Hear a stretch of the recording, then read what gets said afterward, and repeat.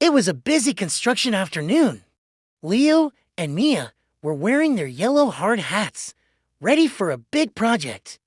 Today, announced Foreman Leo with a serious face, we will build the tallest skyscraper in the world. Their mission was clear.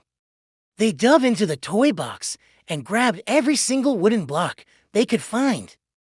There were red blocks, blue blocks, long blocks, and tiny little blocks. The construction began. Up, up, up went the tower. Soon, it reached Leo's knees. They kept building. Then, it reached Leo's tummy. More!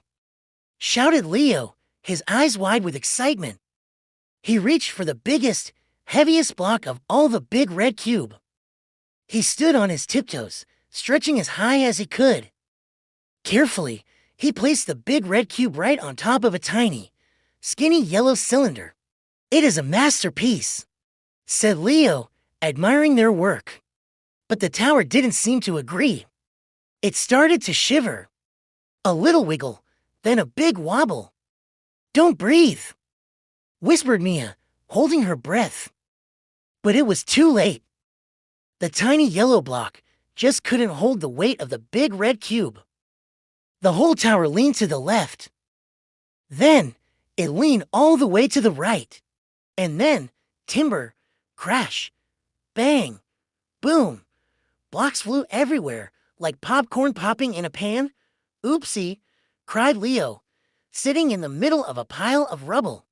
"My skyscraper turned into a carpet scraper." Let's pause right there. Why do towers fall down? It's all because of a very bossy force called gravity. Imagine gravity as invisible hands reaching up from the ground, constantly pulling everything down towards the center of the earth. Gravity pulls on every single block in a tower. But here's the secret. It pulls hardest on the heavy ones.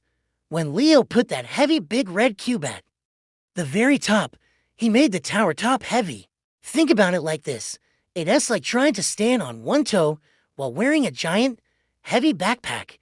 It's really, really hard to stay steady and not fall over. In science, we call the heaviest part the center of gravity. By putting the heaviest block on top, Leo made the tower's center of gravity way too high. So, gravity's invisible hands grabbed that heavy top block and pulled it right down to the floor, taking everything else with it. "We need a new plan," said Engineer Mia, putting on her thinking cap. "We need a strong foundation." "Foundation?" asked Leo.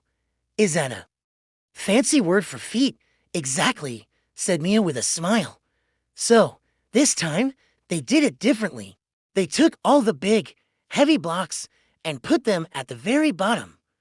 This gave their new tower wide, strong feet. They put the medium-sized blocks in the middle. And finally, they put the tiny, light blocks at the very top, heavy at the bottom.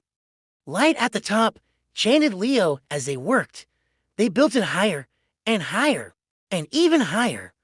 This time, the tower stood tall and proud, reaching for the ceiling. Leo even took a deep breath and blew on it. Phew.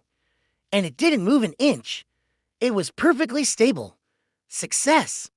Cheered Leo, doing a little victory dance. "We beat gravity." Well, you can't really beat gravity, but you can definitely learn to balance with it. The key is to keep the center of gravity low and build on a strong, wide base. So, next time you're building, grab your blocks and remember the rule. Big feet first. Thanks for joining us on Oopsie Daisy Science. We had a blast building and learning with you.